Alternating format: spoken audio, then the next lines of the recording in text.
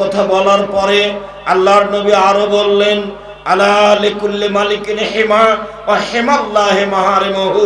পৃথিবীর মানুষ, তোমরা মনে রেখো, প্রত্যেকটা দেশের একটা সীমারেখা রয়েছে। বাংলাদেশ শেষ হলে ভারত শুরু হয়, ভারত শেষ হলে বাংলাদেশ শুরু হয়। এটাই দেশের সীমারেখা। আলা হিমাল্লাহি মাহারিমুহু, আল্লাহর সীমারেখা হচ্ছে হালাল শেষ হলে হারাম শুরু হয়, হারাম শেষ হলে হালাল শুরু হয়।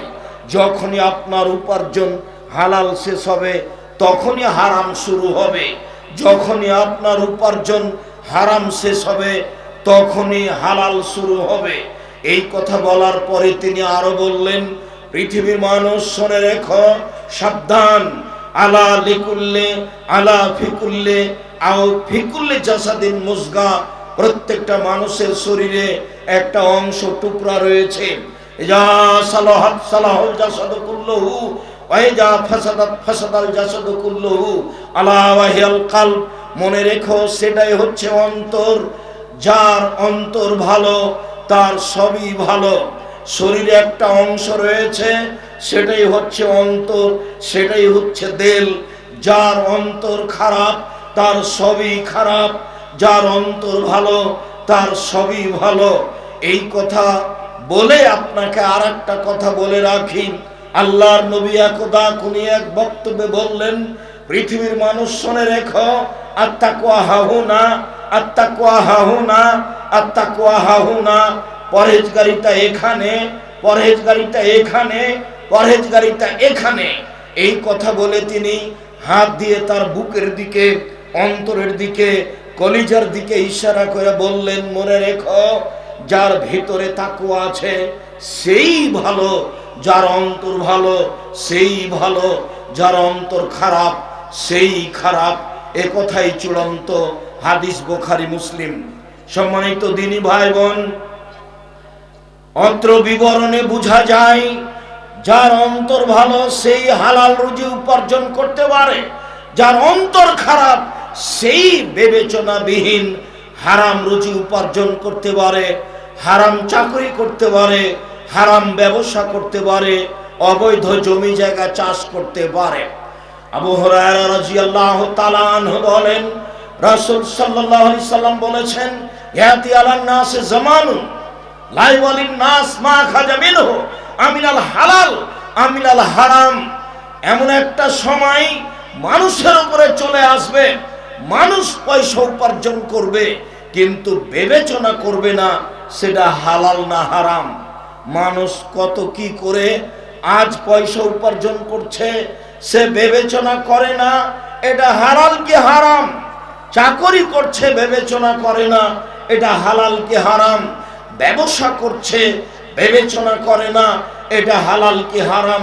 সেটাই এই সময়, যেই সময়ের কথা আল্লাহর নবী বলেছেন। তিনি একদা বলেন,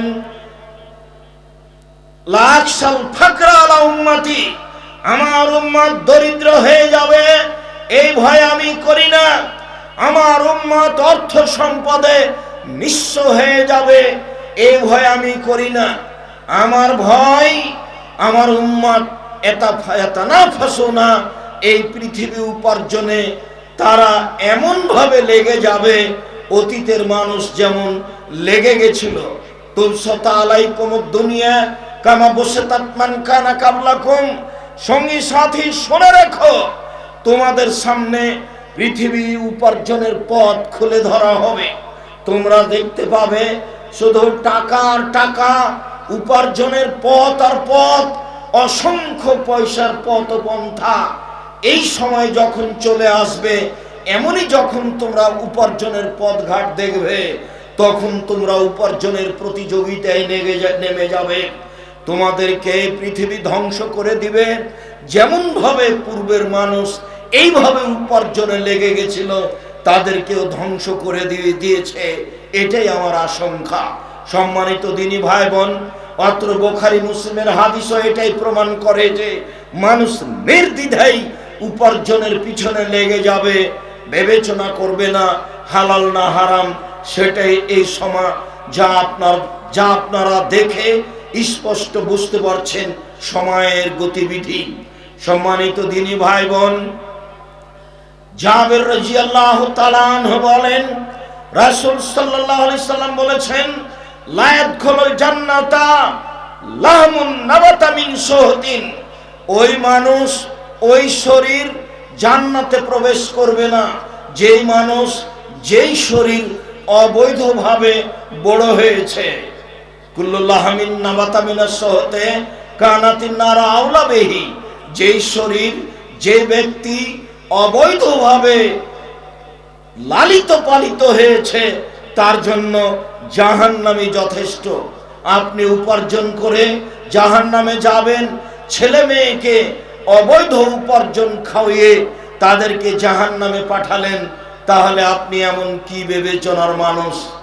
আব্দুল্লাহ ইবনে আমর বলেন, রাসূল সাল্লাল্লাহু আলাইহি সাল্লাম বলেছেন, আর বলমান কুনা ফিকা ফালা আলাইকা মা ফাতাকা মিনাদ দুনিয়া। মনে রেখো, পৃথিবীর মানুষ চারটা জিনিস আছে যার, সবকিছু আছে তার। মনে রেখো, পৃথিবীর মানুষ চারটে জিনিস নেই যার, কোনো কিছু নেই তার। ইহকাল নেই তার, পরকাল নেই তার। চারটে জিনিস আছে যার, ইহকাল আছে তার, পরকাল আছে তার।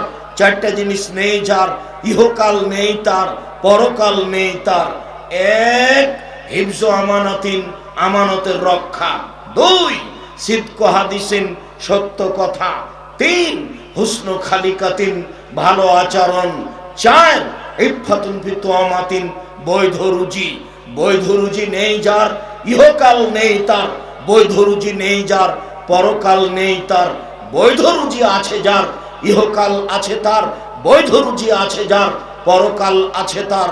সম্মানিত দিনী ভাই বোন, কথাগুলি রাসূল সাল্লাল্লাহু আলাইহি সাল্লাম বলেন, আপনাকে আমি হাদিস অনুবাদ করে অবগত করাচ্ছিলাম হালাল ও হারাম।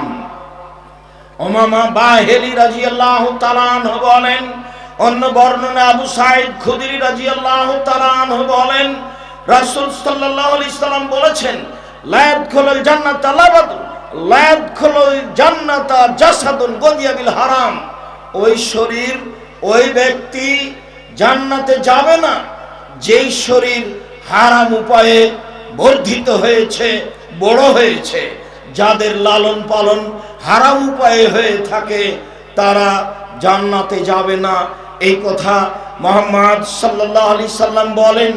খাওলা আনসারিয়া রাদিয়াল্লাহু তাআলা আনহা বলেন, রাসূল সাল্লাল্লাহু আলাইহি সাল্লাম বলেছেন, ইন্নার রিজালান ইয়াতাখাওয়াদুনা ফি মালিল্লাহি। মানুষ অচিরেই নির্দ্বিধায় হারাম উপার্জনে নেমে যাবে। ফালাহুন নার, তাদের জন্য, ফালাহুমুন নার, তাদের জন্য জাহান্নাম রয়েছে। হারাম উপার্জনের ফলাফল সরাসরি জাহান্নাম। হারাম উপার্জনের ফলাফল সরাসরি জাহান্নাম। আবু হুরায়রা রাদিয়াল্লাহু তাআলা আনহু বলেন, রাসূল সাল্লাল্লাহু আলাইহি ওয়াসাল্লাম বলেছেন, মানিস্তামাল মাহু ফি আমালিন। আমি যাকে কোনো কাজে নিয়োগ দিই, নিয়োজিত করি, ফারাজাক নাহু রিজকান, তারপর তার বেতন আমি নির্ধারিত করে দিই। সে মাসে এত টাকা বেতন পাবে, এত টাকা তার রুজি হিসাবে বেতন দেওয়া হবে। এইটা যখন নির্ধারণ করা হয়, ফামা যালিকা, এই ব্যতীত যেটুকু সে উপার্জন করে সেইটুকু হচ্ছে তার জন্য হারাম, ফলাফল তার জন্য জাহান্নাম। যারা এই দেশে চাকরি করে, চাকরি করতে গিয়ে, ব্যবসা বাণিজ্য করতে গিয়ে মানুষের কাছে সুদ ঘুষ নিয়ে থাকে, কর্মে অতিরিক্ত কিছু অবৈধভাবে উপার্জন করে, তার জন্য জাহান্নাম ঘোষণা করেছেন মুহাম্মদ সাল্লাল্লাহু আলাইহি সাল্লাম। সম্মানিত দিনী ভাই বোন, আপনাকে আমি এই অংশে এসে রাসূল সাল্লাল্লাহু আলাইহি সাল্লাম অবৈধ উপার্জন থেকে কিভাবে সতর্ক সাবধান থাকতেন এইটুকু আপনাকে একটু অবগত করাই। আবু হুরায়রা রাদিয়াল্লাহু তাআলা আনহু বলেন, মারা রাসূলুল্লাহ সাল্লাল্লাহু আলাইহি সাল্লাম বিতামারিন ফিত্তারি। আল্লাহর নবী একদা রাস্তায় পড়ে থাকা একটা খেজুরের পাশ দিয়ে হেঁটে যাচ্ছিলেন। আল্লাহর নবী একদা রাস্তায় পড়ে থাকা একটা খেজুরের পাশ দিয়ে হেঁটে যাচ্ছিলেন। তিনি খেজুরটা হাতে নিয়ে বললেন, লালাম তাকুনা মিনাস সাদাকা, ও খেজুর, পৃথিবীর মানুষ শুনে রেখো, এই খেজুরটা সাদকার খেজুর হতে পারে। এই আশঙ্কা যদি আমার না হতো, এই খেজুরটা সাদাকার খেজুর হতে পারে, এই আশঙ্কা যদি আমার না হতো, লাকাল তোহা, তাহলে আমি এই খেজুরটা, আমার হাতের খেজুরটা আমি খেয়ে নিতাম। আমি আপনাকে অত্র বুখারী মুসলিমের হাদিস স্পষ্ট বুঝাতে পারলাম না, তার জন্য সাদাকা হারাম ছিল, তার বংশের জন্য সাদাকা হারাম, তার বাড়ির কাজের লোক যারা দাস দাসী তাদের জন্য সাদাকা হারাম ছিল। রাস্তার একটা খেজুর উঠিয়ে নিয়ে তিনি বলছেন, হয়তো বা কেউ জাকাতের খেজুর নিয়ে যাচ্ছিল, হয়তো বা কেউ সাদকা দান সাদকার খেজুর নিয়ে যাচ্ছিল, তার থেকে পড়ে গেছে, এমনটা হতে পারে। এই আশঙ্কা যদি আমার না থাকতো, তাহলে আমি এই খেজুরটা খেয়ে নিতাম। একটু বিবেচনা করেন তো, তিনি হারাম থেকে নিজেকে কিভাবে বাঁচানোর চেষ্টা করেছেন। একটা খেজুর